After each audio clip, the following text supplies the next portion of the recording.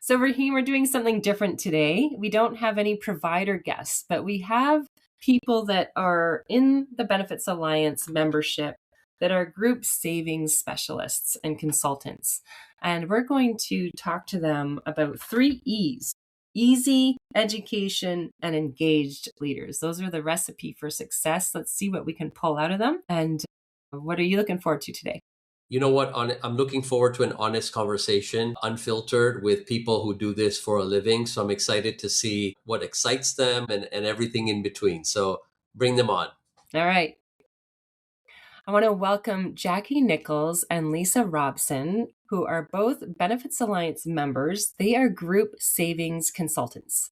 And we're going to have a conversation that I think will be really interesting to our plan sponsors. But as we get started, let's get to know each other. So Jackie, if you could tell us where you're from and what city you're in and what you like to do for fun there.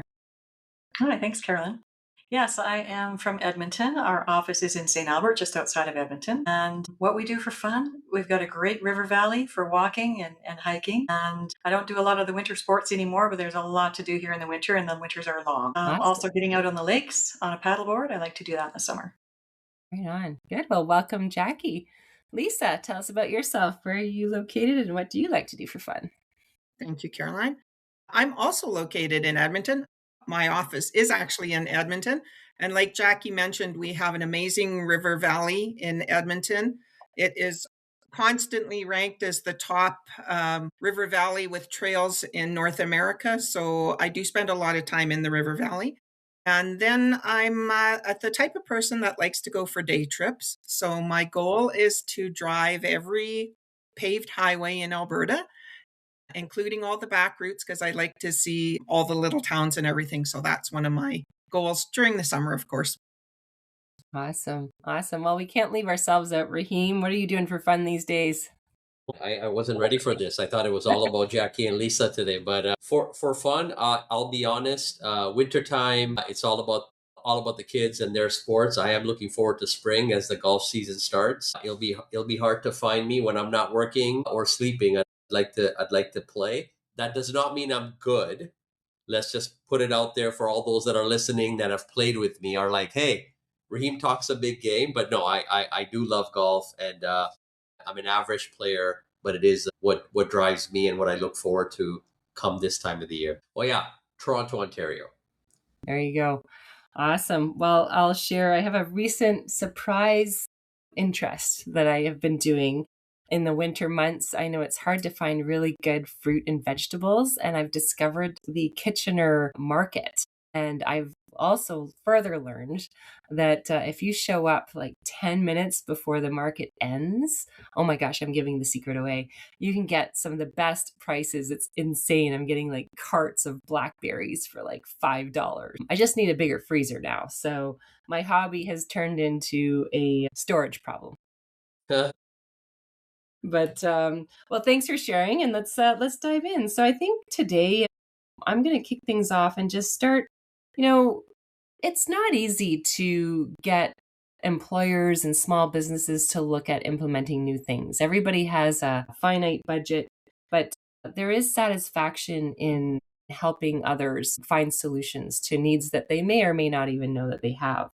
And I do find this industry quite satisfying. So I'm going to go ahead and ask Jackie and Lisa, in your careers in this group savings industry, what do you find gives you the most satisfaction? And I'll start with Lisa this time. I'm all about customer service. I like helping people. So if I can help a plan sponsor set up a plan, I get satisfaction from that. If I can help employees work their way through their plan, I'm happy with that. If I can make the administration of the plan easier for the plan administrators, that's really where I get a lot of satisfaction from is making their job easy. That's kind of why I like this role. Awesome. And we're going to dive into that in a moment too, but I want to hear from Jackie too. What do you find the most satisfying? For me, I started my group retirement career in employee education, and I've always sort of centered decisions and conversations around what's best for the employee. So when we're looking at plan design, when we're looking at investment options and educational tools and resources, that's always in the front of my mind. What is the best for the employees? Because really these programs are in place for the employees. So that's my main focus. And when I was doing face-to-face education with employees, I got a lot of satisfaction out of hearing from them after the meeting. They'd come to me one-on-one after the meeting and say, "Thank you so much. This is the first time I've understood this because you're speaking in plain language to me." So it's great to, yeah, as we know, there's not a lot of financial education in high school. So if you don't seek it out yourself, you're behind in the financial literacy. And so, yeah, that's very satisfying to be able to share that knowledge with them. That's great. Well, I'm framing up this conversation and then in that anyone who's listening that is an employer who is thinking about implementing or has a plan where you're feeling like it's there, are people using it? Are they not using it? We've got two folks here that can talk to us about, easy implementation or making things easier, what processes you might advise on. And finally, education, getting to the ultimate employees and their families and education. So, Rahim, I know you're an advisor in this space, and as you think about those two areas, I'm sure let's explore that together. Those aspects. Yeah, no, I agree with you. I think it's I want to go back to what Jackie said, Caroline, is education, and Lisa, also what you said is customer service. I think at the heart of everything that we do for our clients, it's based on A, customer service, and B, making sure that plan members are well taken care of. Ultimately, the sponsor puts in a plan to help people get the best outcome. So I truly love those answers. The thing I find frustrating is when a company puts a plan into place, but then they don't have buy-in from their top down. So you always see very successful plans when the top is involved in it, when they're making sure they're at any employee education sessions, they're making sure their employees get education, like they're willing to give them that work time for education sessions. Those plans tend to run smooth and nice. The employees are more engaged. I find a lot just put it in because they have to in order to attract talent, which is great. Don't get me wrong. Any retirement plan is great because not every company offers one, as we all know. But it really works better when there's that buy-in from the top down and when they're seen at the events and everything. Then the employees, they tend to get more excited about the plan. So that's kind of my thoughts. Yeah, so I've got a thought forming in how we can attack this, because I think what we're really trying to get at is best practice, and I think that we can achieve this through some storytelling. So I want Lisa, Jackie, and Rahim even to think about what's a recent story you can think of where you had a company that had implemented a plan, and maybe it's a fresh one, or maybe it's been sitting around for a while, where there wasn't much adoption, there wasn't much leader engagement, and the plan was just sort of sitting there. Maybe a few people participated. And at the end, I'll skip to the end of the story. It's like the 180 success, where this got turned around. You've got most people participating, everybody understanding what the benefits of investing are, and most of all, the leadership got engaged and saw that engagement and what the benefits of that, their impact to their own employees. So I think that's best achieved through storytelling. So let's do that. I don't know who wants to go first here. Go first, yeah. Okay. I have a situation that is ongoing. So I'm hoping that it'll go from this to that. But it is in regards to a company that it's a large company, very diverse through Western Canada. They offered the plan to their employees, but there was really no promotion of it. And they've brought in a person who is quite passionate about it.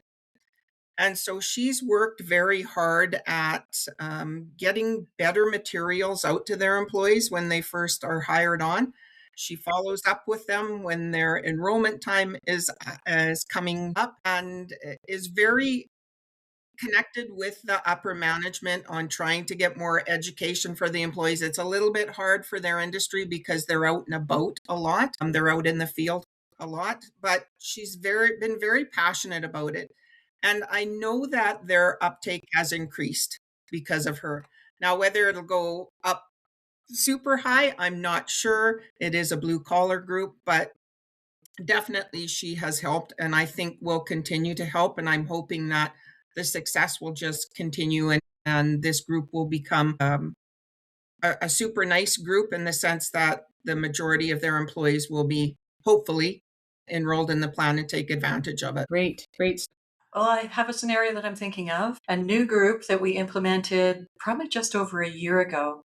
And they wanted to get started with just employee voluntary contributions. And I personally always shy away from that because in the past that has never really engaged a lot of employees. But they did say from the start that, okay, we're going to start here. And then at some point, we're going to have an employer contribution. So just recently, they're implementing their employer contribution. And that contribution does not even require an employee to contribute. So it's an automatic employer contribution. And this is just starting up now, but we're expecting, obviously, everyone's going to be in the plan because who wouldn't with the automatic employer contribution? So it just shows that they're committed. They knew what their goal was, and now they're meeting that goal in getting everybody into the plan. And even if the employees don't make a contribution, they have access to all the information and all the tools, and they're going to see their statements. And then I think what will happen is that once they see how well their money is doing with that employer contribution, then they're going to put some money in and maybe more money in. So fortunately, the markets are doing well and have been for several years, and hopefully that can be sustainable to encourage people. Great examples, and I think mine is a bit similar to both of yours, Lisa and Jackie. This was a publicly traded company that about 10 years ago started a plan, and it was a very modest plan, a 1% matching contribution. It's a lot of people. It's a big cost for the employer. But one of the things that I loved about how they approached it as a leadership team at the corporation was they were very, very data driven. So every year, as we did our governance reports and showed them how their employees were tracking towards retirement goals, the needle was moving very, very small. And there was a lot of people who would have shortfalls because the program is not that rich. And eventually, the C-suite decided that, you know what, we are having a challenging time keeping people and hiring people. And one of the constant feedback that we have in our exit interviews is we need to modernize our plan. So one of the things that I'm sure that you all do in your business in Edmonton is help them with benchmarking. So through benchmarking, we were able to advise them that your industry should have a plan that looks like this. We did the analysis for them in terms of the dollars that it would take as an investment, but they were reasonable enough to say the cost of training is so much more than spending upfront on retirement. And now we've done this over the last couple of years by doing that step up in contribution. Fees came down. You could see people's retirement plans be better projected towards a smaller shortfall. And I think they've solved some of their issues around employees leaving the organization.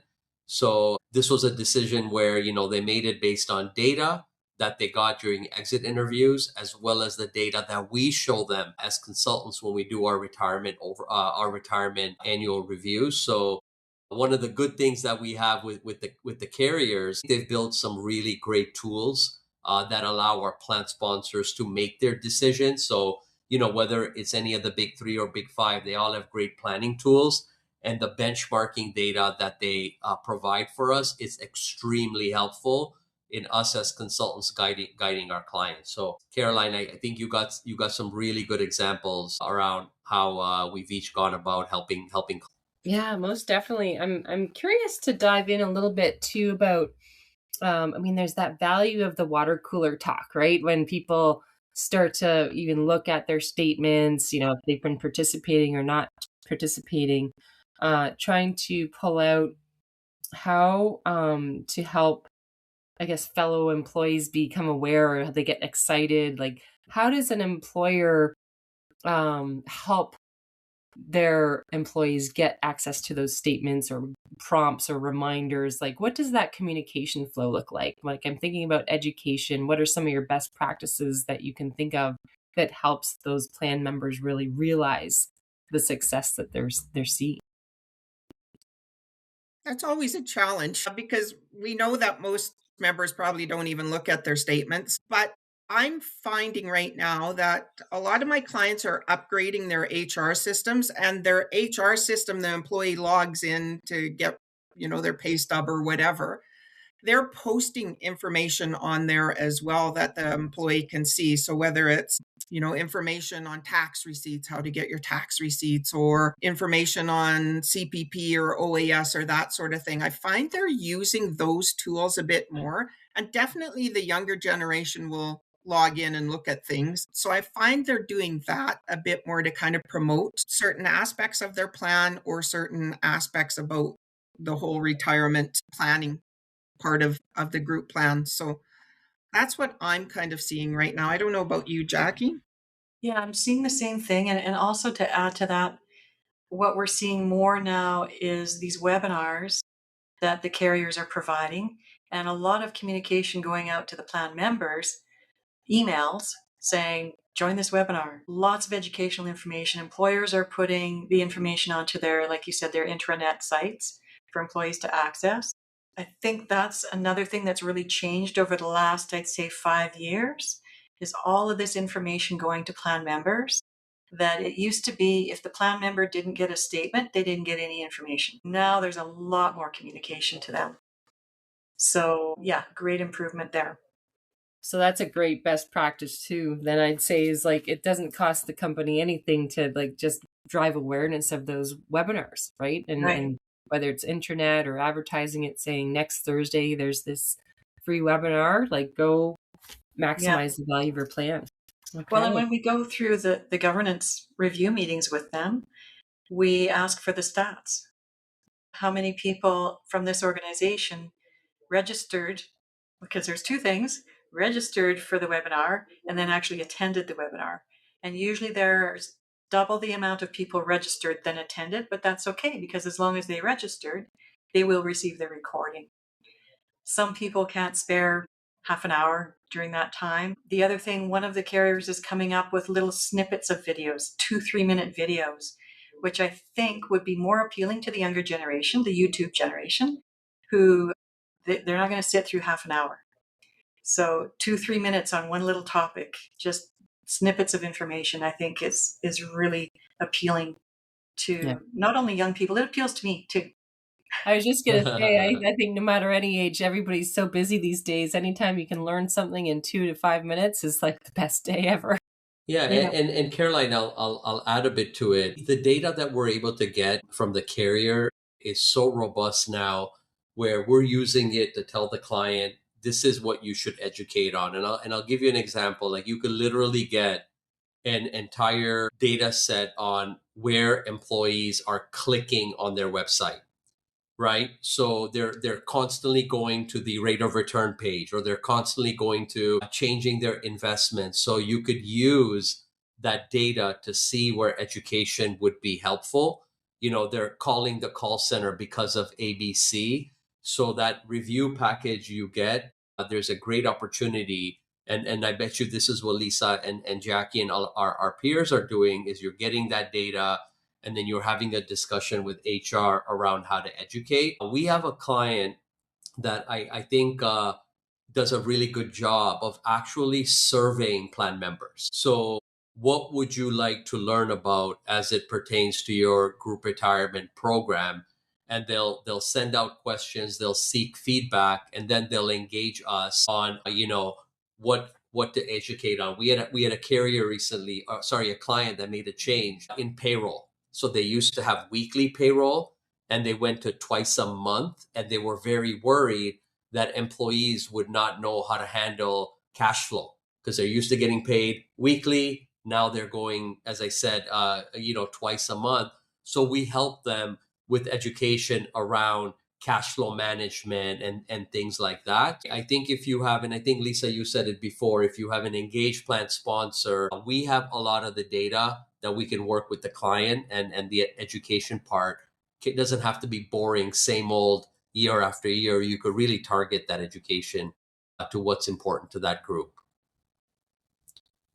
Very interesting. So I want to go back to something, and maybe we'll round out this episode with a bit of a commentary from each of you. As a third party sitting back, I see a lot of different products and solutions that have been introduced is very flexible for all sizes of employers who are thinking of adding a plan for the first time. What are some of your, products and flexibilities that you see in today's world where we know populations? Rahim and I have interviewed so many guests that tell us about, you got to have something for everyone, whether you're a student in debt or a new to Canada or someone that doesn't know all of these acronyms. Like what are some of the best practices you see for a first time buyer and getting creative with those products and services that are now available today? Now, for me, I think it's the difference between the newer fintech organizations that are in the game now, in addition to the carriers that have been around forever. And I think there are pros and cons to both, depending on what the plan sponsor wants. If they want something really fast, easy, they don't need a lot of one-on-one support from a human being, then I think some of these purely digital platforms work really well for them. Then there are other employers who really do need some support. They need a direct contact at the plan provider. And that's where more of the traditional products would suit them. So again, may not even necessarily have to do with client size, but more how they operate internally and what their resources are. And I tend to agree with Jackie. I think that as well. I know some of the insurers or the carriers have brought out different types of products, RESP, the first home buyer savings plan, whatever it's called. I don't know about you, Jackie or Rahim, but I haven't seen a huge uptake in those products. They're there for the client, definitely, if they want to offer them to their employees, and for certain age groups, age categories, that they would be perfect. But I think most of the advancement that I can see is in those more digital type offerings. Again, they tend to target that younger age group, or companies that have the younger age group in them where they do want everything digital. It's still nice, though, that we have the bigger carriers that offer those standard products. Most companies want a group RSP. They're happy to look at adding a voluntary TFSA. We do have some that still want the DPSP for vesting. They like the vesting part in particular if they have that turnover issue. So it's kind of a combination of digital with the old, and then you have to do your investigation into each client to see what fits them best. Great answer. You stole mine, Jackie, and then you stole mine, Lisa. So I'll pivot a bit. I would say, when I think about it, I think the unsung hero for me is the target date fund. And I think we all live in the defined contribution world, whether it's an RSP or a DPSP or a DC plan. I'm thankful, and I can't imagine without the target date fund, and 20 years ago, you had a single manager balance fund, and that definitely did not do the trick for most people. So I think the simple innovation of, we forget how complex it is behind the scenes, but the fact that the plan member can invest in one solution that's mapped out throughout their entire career and even after they retire, I think that's truly amazing. And without it, our job would be a lot harder. We'd have to do a lot more education than we already do. So I would say for me, it's the target date fund is my personal hero, as lame as that is. No, I think you've hit it on the head there, Rahim. I I was just saying to Jackie actually that we have a lot of clients whose head office is in the States, and the target date funds are pretty well the fund series down there in Yeah, the States for their 401k. So to have plans up here that don't have it, like they are totally miffed by that. They can't understand it. So it's nice that 100%. that option is there. I'm like you, I really have appreciated the fact that it's there because the vast majority of employees are not engaged. They want to put their money in, turn around, walk away, and forget about it. And that option really gives them the opportunity to do that, knowing that it's being adjusted behind the scenes, right? So, yeah. One of the other things I'm looking forward to in the latest federal budget, they talked about transfers, right? And how I guess I guess the term for it is open banking. People should have the opportunity to change their financial institution without fees and without delay. So I'm really looking forward to that passing, where there would be no fee for transferring your money to another financial institution, and there would be a certain timeline that that transfer needs to take place. We receive a lot of concerns from employers through their members that, I requested this transfer a month ago. It hasn't happened. Why? So really looking forward to that regulation coming into play. Yeah, I agree. 4 to 6 weeks and $150 penalizing for the average individual. Good. Well, I'm looking at my notes. I've taken a lot of notes during this conversation, and I'm narrowing in on a theme. And the theme being there's 3 E's to be having a successful savings plan. Number 1, it's got to be easy. Number 2, we must have education. And number 3, you need engaged leaders. So I'll open the door to a final question and answer is, what is the one thing that you would highlight and underline for anyone listening out there as a best practice pieces of advice for any of those 3 E's? I would say, and this came through from Lisa earlier, engagement from the top, from the leadership. You can have all kinds of fancy tools and resources, but if no one is encouraged to join the plan and take advantage of those tools, it'll fall flat. I'm on that same track as well. They just work so much better when there is that engagement from the top down. Yeah. Rahim? Educate was a part of that, right? Yeah. Yep. I would say in a DC defined contribution type world where the employee is not guaranteed their pension, I think we need to educate as often as we can, and I'm sure the advisors that our clients are partnered with can do that as frequently as the client would like. I think that is something they should take us up on, and educating plan members as often as possible. I think it's good recipe for success down the road. Great. Yeah. Well, that's for the listeners out there. It sounds like for education, there's a lot of turnkey opportunities, webinars that are booked, resources, things you can put on a portal, but it really starts from the top. And why spend something, money on something? It's all about that leadership team. So spending time with your leadership team, engaging with the products and the services, and letting that waterfall down and that excitement show. So thank you. Those are my big takeaways. I want to thank you all for being on this episode today. I think we'll lot to take away here, and thanks for being our guests. Thank you. This was fun. Very much. This has been the Benefits Alliance Voice. If you enjoyed this episode, please share it with your network and be sure to check out the podcast notes for any additional materials.